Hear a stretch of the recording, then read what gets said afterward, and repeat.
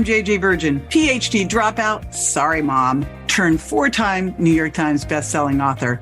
Yes, I'm a certified nutrition specialist, fitness Hall of Famer, and I speak at health conferences and trainings around the globe. But I'm driven by my insatiable curiosity and love of science to keep asking questions, digging for answers, and sharing the information I uncover with as many people as I can. And that's why I created the Well Beyond 40 podcast, to synthesize and simplify the science of health into actionable strategies to help you thrive.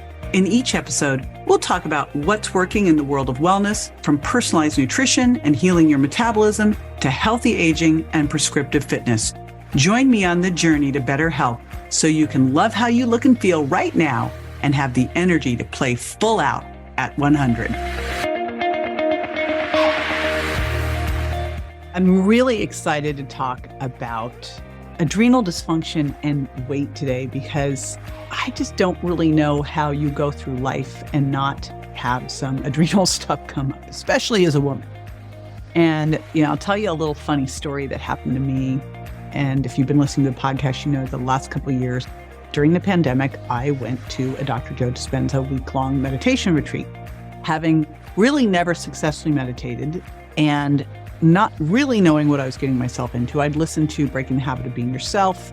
I really loved Dr. Joe's work, but we were supposed to do this program before we came, and I did the program, but I didn't do the meditations because why would I do that? I'm going to the meditation retreat, right? And boy, did I have something coming. So I go through this 7-day meditation retreat where you do 35 hours of meditation along with a lot of lectures. Literally, you're down there, and it starts somewhere between 6 a.m. and 4 a.m. every morning, and it goes till like 7 o'clock at night. Okay, you are all in it. By the end of that first week, I realized that this was like taking your nervous system to the gym. And this is how I could make sense of it with my exercise physiology brain, that I would not in any way, shape, or form expect that I could go to the gym for a week and all of a sudden, boom, I'm in great shape, I'm done. Boop, check that off the list. Much as I was hopeful that that would be the case. And so what I decided to do was commit for 6 months, commit to this and commit to a daily practice. Now, this was ridiculous because all of a sudden I was going to start adding 30 to 60 minutes of time meditating into my already packed calendar. But I decided to do it. My husband committed with me, and we actually signed up for the next meditation retreat. This was April 2021. Now we're going to go to the next one in June 2020. But I just knew this was what I needed to do. Next step for my health, because I'd had shortness of breath, anxiety, adrenal stuff forever. So during the next one, I still didn't feel like I was really, I really am more of a left brain person. I love math because, if you're right. And I was like, I still don't know that I'm really getting this, but I'm seeing everybody around me making great progress, so I'm sticking with it. And again, that wasn't 6 months yet. Went to another one in September and another one in January. By that point, I'm like, I'm starting to notice a difference. And so much so that my coworkers on my team were like, hey, we really have noticed a shift in you and keep going. But the funnier thing that happened, and I had the good fortune to be sitting with Dr. Joe at dinner one night, and I go, I have lost 5 pounds sitting doing nothing, because this whole thing is you're going to be nowhere, nobody, no thing. And I was like, I have been doing no thing and I have lost 5 pounds. He goes, yeah, it's called the nothing diet, which we laughed about. But that's the reality is I finally got out of flight or fight. I stopped having shortness of breath. And so I am super excited to talk with Marcelle Pick today. And we are going to unpack all of this because this is such an issue and it's kind of hard sometimes to grasp because it's not so tangible. But today we're going to talk about how to really identify the symptoms of adrenal dysfunction, how you can test for it, what leads to it, what things you might be doing every day trying to be healthier that could actually be creating more of a problem. Yep. We have some great resources for you as well, which you'll see in the show notes, including our Healthy Hormones program free. So let me tell you about Marcelle. She has been a friend now for, I think at least 15 years. And when I first met her, I'm like, oh, this is a woman I need to know. She is literally the OG of hormones, and adrenals are her most favorite thing. She's an OB-GYN nurse practitioner. And she co-founded the world-renowned Women to Women Clinic in 1983. Now, this was like revolutionary when she founded it because it was a women's clinic for women, by women, that was, integrative, wellness-oriented. Sounds like, oh, of course. But back then, that was like, wow. Early on in her career, she discovered functional medicine. She was one of the first people to become certified as a functional medicine practitioner. She's got her BS in nursing from University of New Hampshire School of Nursing, a BA in psychology from University of New Hampshire, her MS in nursing from Boston College, Harvard Medical School, and she's certified as an OB-GYN nurse practitioner and a pediatric nurse practitioner. She's a member of the American Nurses Association and the American Nurse Practitioner Association, and she's a faculty member of the Institute for Functional Medicine, where she teaches on hormones, and she's a medical advisor to the Healthy Living magazine. Plus, she writes for her website, marcellepick.com, P-I-C-K, and she lectures all over the place. She has written a load of books: The Core Balanced Diet, Is It Me or My Adrenals, Is It Me or My Hormones, and been all over the media, including Dr. Oz, Fox, ABC, Glamour, Elle, Women's World, and also did a public television show. So you are in for a treat. Marcelle's been on the show before. We'll also link to her other episodes because she is just a wealth of knowledge. And as far as someone to talk to about adrenals, this is your go-to. So enjoy the show. And again, check the show notes. And I'm going to put her Healthy Hormones program also at jjvirgin.com/Marcelle. I'll be right back with Marcelle. Stay with me. Welcome back and back and back and back, Marcelle. It's so good to have you here. It's always great to be here as well. Well, I'm in love with what we're going to talk about today. I know both you and I have experienced these issues personally, and you are the literal OG. I mean, to me, you're the OG of everything hormones. Like, you are it, founding Women to Women and all the books and PBS and everything else. But this especially, because I know this is really your passion, is to talk about how stress, how adrenal dysfunction can impact your weight. And I really am looking forward to digging into this. And where I would love to start is to go back, because looking at where you were and looking in the 80s when you founded Women to Women, which was like this novel idea back then. Oh, a clinic for women by women. Wow. But back then, when no one knew what adrenals were, I just wonder, like, what's the difference now? Like, were a lot of women walking in back then with some kind of adrenal dysfunction? Is it a bigger problem now? Is there just more awareness? What's the big difference? I think it's a bigger problem. I mean, I think social media, the news, what happened with COVID, the world. The interesting thing is I was one of the women that was marching for the ERA. And I was in Washington, all white, with all the other women. And I think in some ways it did a disservice to us, because not only then did we have to be CEOs of companies, but we still had to be mothers, and we still had I can't do it all. And we're all trying to do it all. Well, right. We didn't win anything there. It's like you got the promotion and you just got more stuff to do. And I think we women tend to not be so great at self-care anyway. So it just made it that much worse. And so, yes, I think since 1985, when we founded Women to Women, it has gotten worse. And I think at the time also women felt like they weren't being listened to. And now the appointments are shorter. So they're having the same comment, which is, I'm really not listened to now. Mm-hmm. And healthcare is in such a crisis that it's become much, much more problem. I just think we've got to get that message out that women do not work like men. Oh my God, hands down. I mean, we don't interpret information in the same way. We are very oriented toward collaboration and not unilateral decision-making. And we are feelers. And sometimes it takes us a little time to kind of gather all that information. And we don't do it in the same way men do, but we're expected to do it in the same way. I had to represent my company, even though I wasn't kind of the head cheese at the time, in a lawsuit. And I remember just thinking to myself, I've got to get iron ovaries, because the lawyer was on the opposite of the table. And I got enormous, gigantic ovarian cyst the next day. Oh my God. And it went its own, but it was 8 centimeters. I mean, it was huge. And I could feel it happening at the time, going, oh my God. I was kidding. I don't need an iron ovary. I think women are having to feel that way, and it shouldn't be that way at all. We're equal but different. Period. So do you think that's why and I'm just assuming, maybe I'm wrong, but I'm assuming that this is more common in women than men. So that might be a wrong assumption. So I guess the first question is adrenal dysfunction more common in women than men? And if so, is that the reason why or what else? No, I think that's the reason why. And I think that women are not great at being able to see, I don't feel good. They push a little harder, especially since the feminist movement came out. Well, I can do this all. Well, no, we can't. For the longest time, I wouldn't have people help me with my suitcase when I'm on the airplane. Me too. But that was a big stretch for me, is being able to say, look, I am an equal to a man, but I'm also very different in terms of my thoughts, my behavior, my strength. I'm not as strong. Yeah. I love what Alison Armstrong says is men are not hairy women. No, for a long time, I wanted that equal, talk about how you feel. And now gag me. That's not what I want. I want what men have to offer, which is quite different. Right. So the big question for someone listening, because I feel like this is still a little bit intangible, is what really is adrenal dysfunction? I still remember 20 years ago, I was working with a doc in Century City, and he was fairly integrative because as a traditional doctor, he went and took acupuncture, right? So he was more open and integrated than most. And I did an adrenal salivary test on him and he was flatlined. I said, you've got adrenal exhaustion.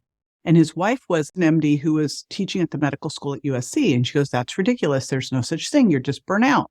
And I go, I think that's the same thing. We're just using different language. So, let's unpack what really it is and how someone would be able to identify it. So we don't ever talk about adrenals. That's the problem. We just talk about them in the kind of alternative functional medicine world. But in the conventional community, we never talk about it. And if you're tired, it's your iron level, or you're depressed, or you've got a thyroid problem, or, you have a serious kind of condition. Otherwise, you're probably just depressed. It's nothing.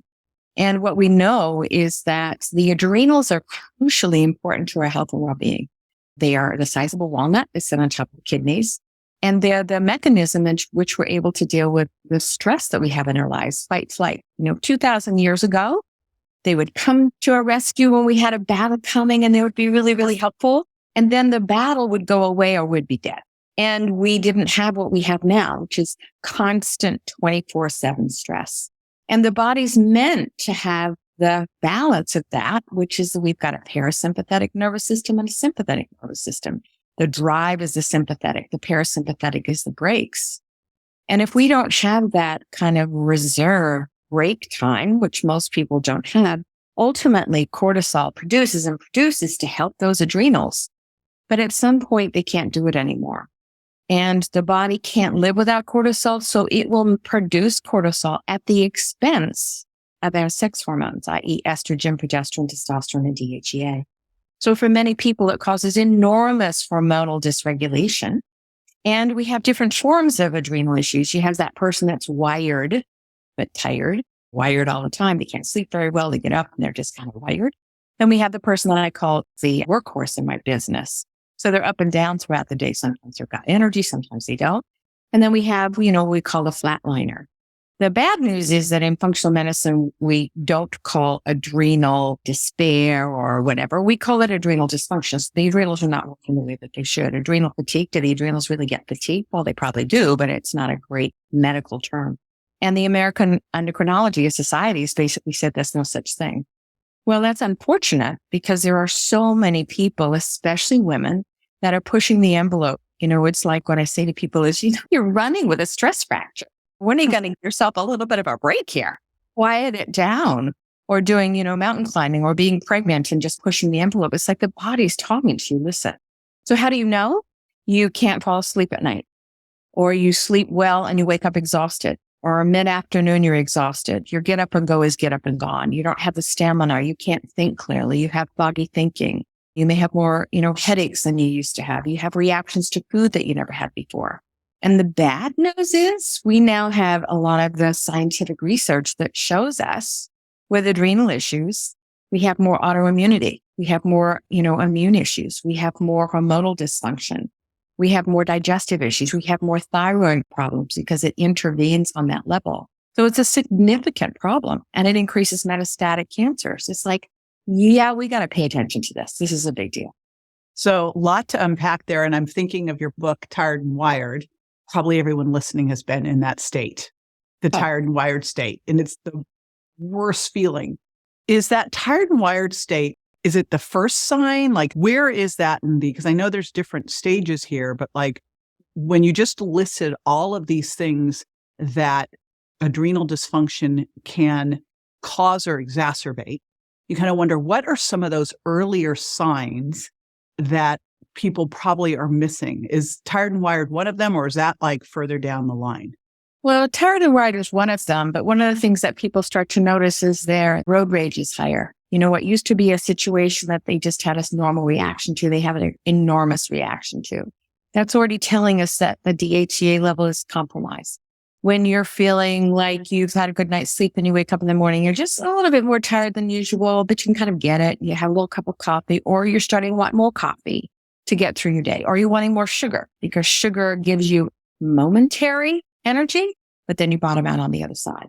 So it's really understanding that when you're not feeling yourself, we have to unpack what that might be, especially if you look at the stress that you have in your life. When I say on a scale of 1 to 10, how high is your stress? 7, 8, that's okay short term. It's not okay long term, because ultimately it will get you. One of the challenges there is I think people think stress has to be something super stressful. So here's the interesting thing. So my father introduced me to the ACE study in 1998, a long time ago. He was a psychologist. And he was working with Albanians and Serbs at the time doing conflict resolution. And he said, this is something you might want to look at. Well, the interesting thing is Folletti, and I don't know if you know how that study started. He was working with women that were significantly overweight, 100 pounds or more. And he had them on a liquid diet, and they were all losing weight. And then half of them dropped out when they were successful. And he pulled one of the women back. By mistake, he asked her, how much did you weigh? He wanted to ask her, how old were you when you were first sexually active? And she said 30 pounds. He pulled many of the women come back and found that 85 to 90% of them had been sexually abused. And he was then at a conference with the CDC, and the CDC researcher said to him, well, that happens to them, but I'm sure it's not true in the general population. So that's how the ACE study was actually started. And they looked, and they got 17,000 men and women, and they looked to see if they had adverse events as a kid, did it impact their health long term? And the answer was, oh my God. At the time, they had questions up to 10. If you had a score of 4 or more, your chances of heart disease were increased by 165%. Cancer, early death, smoking, addiction, and metastatic cancers. So that study is an ongoing study. It's one of the largest studies in the history of medicine, looking at, it's not just today's stress, it's our historical stress. And the body doesn't know the difference between today and yesterday. So if somebody's screaming at you, it sounds just like what you heard as a kid, cortisol levels go up until you actually get the frontal cortex, the front part of your brain, to be localized and say, wait a minute, that was yesterday, and do some techniques to really help you. And that's where PTSD comes in. It's the body still remembering, and so it just happened. It feels like an ACE questionnaire should be really part of like annual exams, doesn't it? Instead, I did it. When I was in practice, I was doing it. And it was interesting. I was at a conference getting my CUs at Harvard, and they were talking about opioid addiction. I raised my hand, is anybody doing an ACE score on these people? Because you could predict who's going to have a problem. They didn't even know what it was. So unfortunately, and Folletti was going to retire, and then he said, no, this is too important, this information. So there are communities that know it, and there are other communities that don't. And the part that's so important that I'm passionate about is that we can change it. It's not so hard. You don't have to go into 14,000 hours of therapy every day. It's really understanding. And I had somebody in my weight loss program. This is a great example of this. She'd lost 40 pounds. She looked amazing. All of her friends were really excited for her because she did it quite quickly. And they were saying things to her, and she became embarrassed. And she started overeating again. And so we dug deeper. And when she was a young girl, what her mother said to her all the time is, don't you ever think you're better than anybody else. Every time somebody said that to her, it triggered that experience. And when she unpacked that and really worked with it, it was like, oh, I might not be better than, but I'm as good as. And so she's now kept the weight off for a couple of years. I just wonder how many people are actually able to figure out where that is coming from. Sometimes it's an obvious thing, but like how often it just was told to you and you just incorporated it into your tissues and it just became reality and you forgot about it. Hands down. I mean, that's why sometimes it helps to have coaching, or it helps to have somebody really unpack that, or even doing Feldenkrais or polarity therapy. When you have that deep kind of massage, people are sobbing on the table because we store so much of that in our tissue. And you can see it from behavior. And there's different modalities. I mean, there's the Hoffman process. There's Joe Dispenza's work. There's Annie Hopper's work. I mean, there's people that do trauma work. So a lot of things are out there, but a lot of times, JJ, these are not traumas as we think of them, but incredibly hurtful that you keep with you the rest of your life. And as we unpack that, what I say to people is, look, if you don't deal with your story will deal with you. At some point during your life, it would benefit you to unpack that because we all have stories. We all do. Yeah. Yeah. I wonder how often it's just some flippant remark a teacher made or a parent made. And, having now gone to 6 Dr. Joe retreats, the first time I went, I was like, what is that? And I'm like, tell that person to knock it off, because people will shake, they'll scream, and you're like, you're messing up my meditation over here. Right. And then you realize, first of all, you're like, I want to have that, but you see people shaking just like an animal shakes it off. It's like they're just healing their nervous system. It's stunning. Yeah. I have always had an outrageous kind of mindset, and our practice was that way from the very beginning. Out of nowhere, we just closed the practice. We stopped surgery. We rebooked them and all kinds of stuff. And we went to an Ann Wilson Schaefer retreat. And that was really about codependency because they didn't have Joe Dispenza at the time.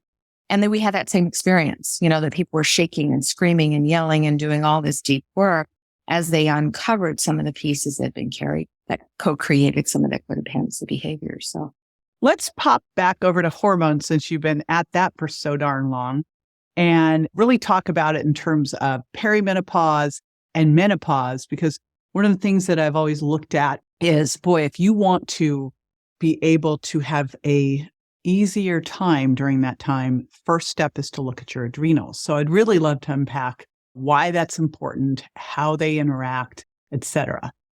So the interesting thing is that for so long, when we talk about hormones, and people say it to me all the time, is it me? And that's why I call my book, Is It Me and My Hormones? Mm-hmm. If we look at the biochemistry of the adrenals, as I mentioned, cholesterol normally makes and helps produce estrogen, progesterone, testosterone, and DHEA.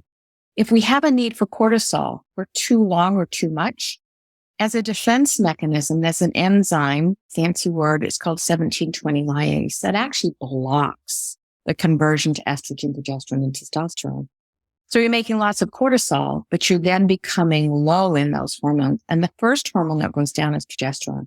So what we see in people that have very bad PMS, because I used to see a lot of people in my practice. And again, we were one of the first practices in the country prescribing bioidentical progesterone for people with PMS. And I would sometimes have people on up to 400 milligrams a day, depending upon that. But I would always say to them, look, PMS is an exaggeration of how we feel all the time.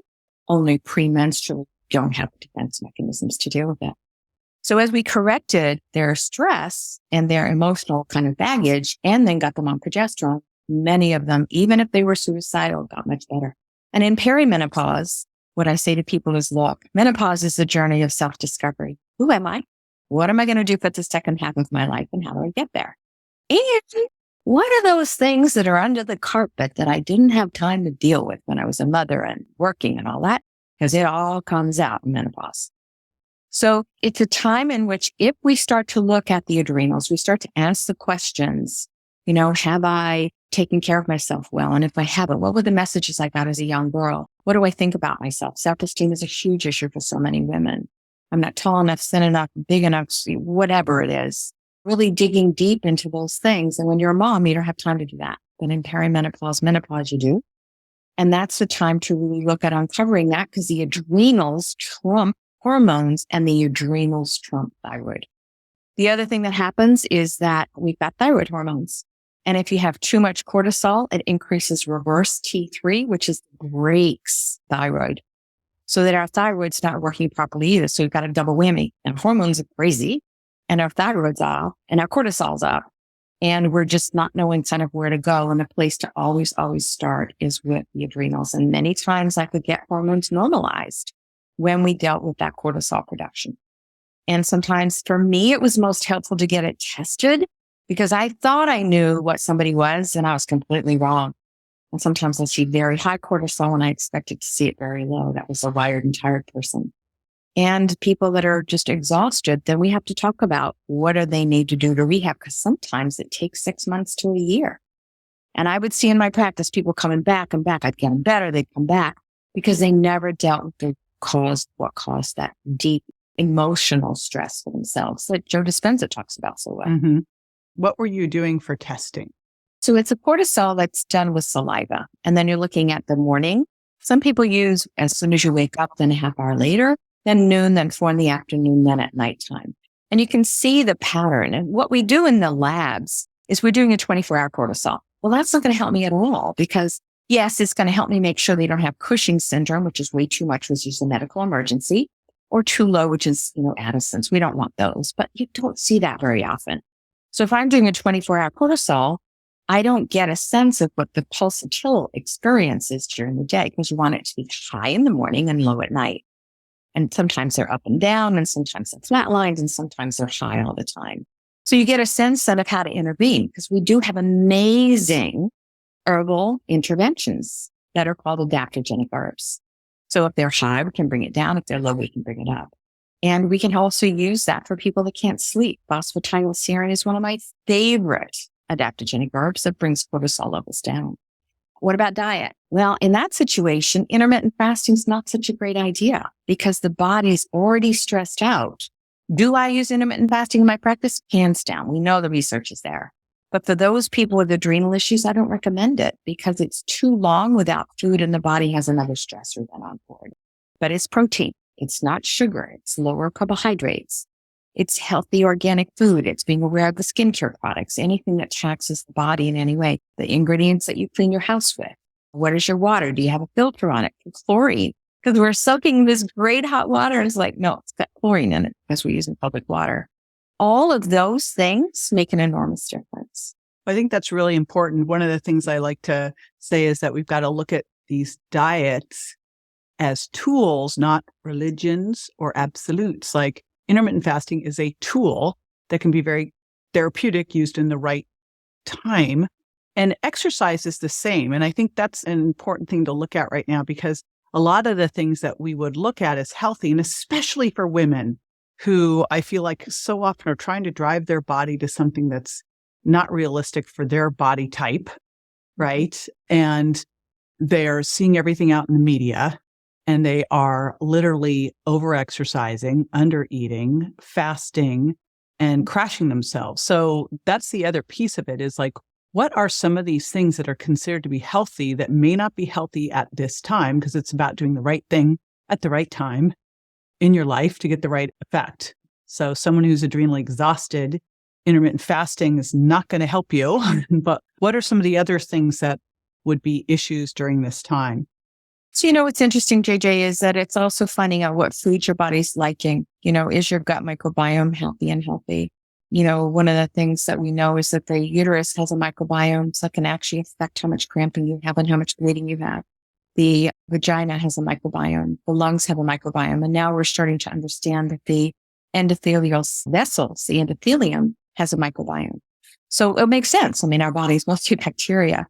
So it's understanding that we're all different. What works for you doesn't work for me. Looking at, are you someone who does better with low fat? Carb, Mediterranean balance is helpful. What foods work for you? Dairy's not a good thing for most people. Gluten's not a good thing for most people. And for some people, it's soy and even almonds. I see allergies to almonds all the time.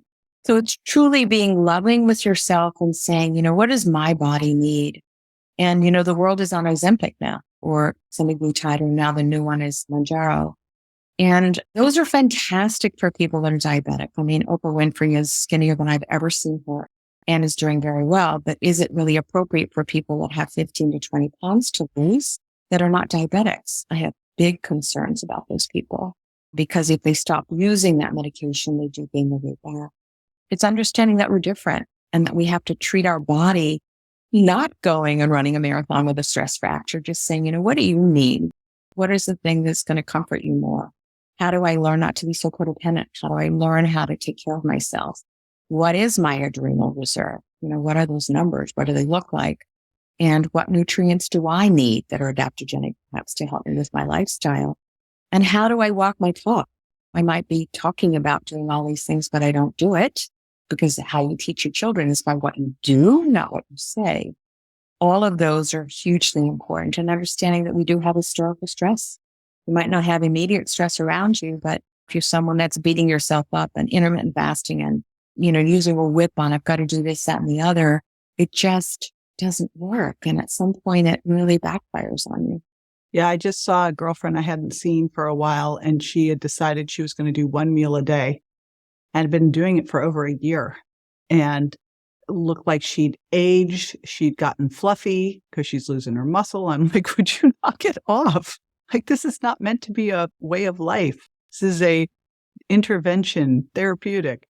I hear all of this, and I think for the person listening who maybe has more of a conventional doctor, and I can just imagine them going into their doctor, wanting to get a test and knowing how that's not going to work very well. Like, where does someone go who wants to do an adrenal salivary index, who wants to work with someone who understands this? Because I don't think it's our job as consumers. Like, I don't think it's the patient's job to educate the doctor. I think it's the patient's job to find a doctor who is on the same page with them. And I'll tell you an interesting story. I have a girlfriend who broke her jaw.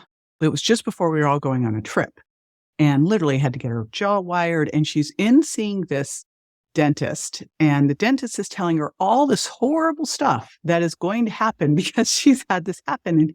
And she said, I need you to hold the vision of perfect healing for me. And if you cannot hold that vision, you are not my doctor, because, thoughts create. And so I think it's really important, if this is something, and everything you've said today on this interview, Marcelle, tells me that this is like the first place we should be looking. Gut problems, we need to look here. Hormonal problems here. Thyroid problems here. Autoimmune here. Like, we've got to be looking at this connection. And yet in more of the conventional space, it's not looked at all. And I just was listening to a podcast the other day that kind of dismissed this testing. And I'm like, oh, come on.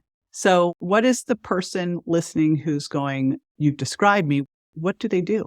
So the Institute of Functional Medicine, or IFM.org, has practitioners. You can find a place that says find a practitioner there.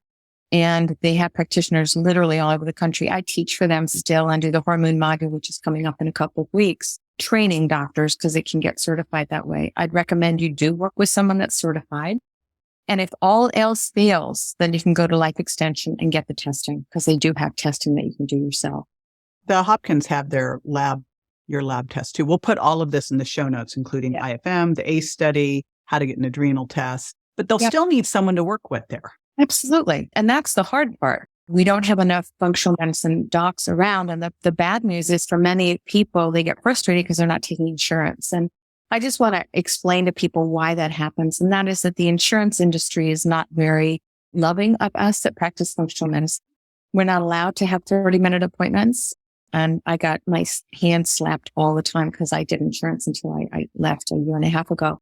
So that's why they have to go over, so they can spend 45 minutes or an hour and a half with people to really look at what's going on. I mean, I spend an hour and a half or 2 hours with people that I do in my, what I call VIP program, which is not in the insurance model, just doing one-on-one with people and really getting deep into, were you breastfed? Were you bottle fed? How many childhood illnesses do you have? All of that gives us information about the gut and gives us information about your health and your status, as well as your emotional history as well.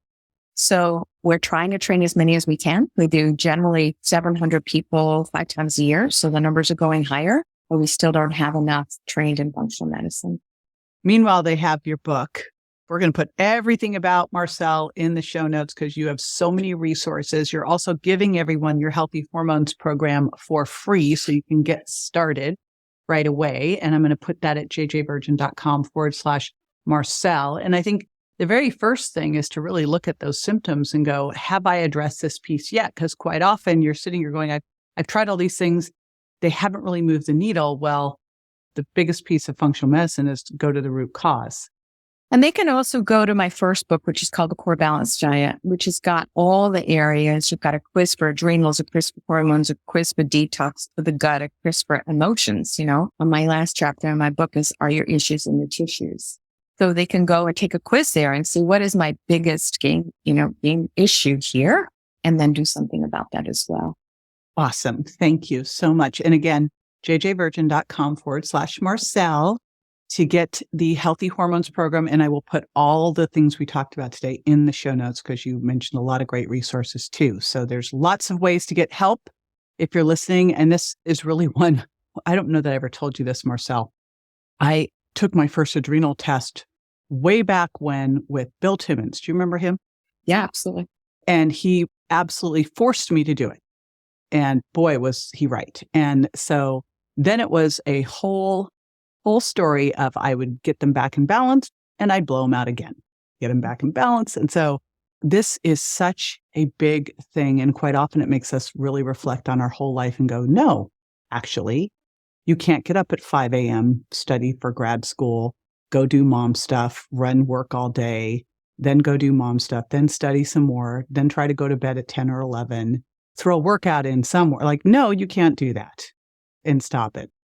And I think that's the key point here, JJ, is that, you do your adrenal test, you do the adaptogenic herbs, and you think, I'm done. And the answer is no. If you're doing the same behaviors, that's a definition of insanity, expecting results. Yeah.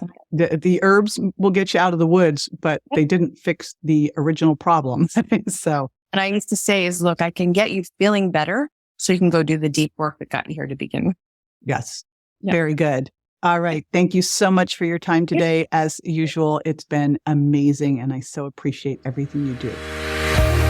Be sure to join me next time for more tools, tips, and techniques you can incorporate into everyday life to ensure you look and feel great, and more importantly, that you're built to last. And check me out on Instagram, Facebook, YouTube, and my website, jjvirgin.com.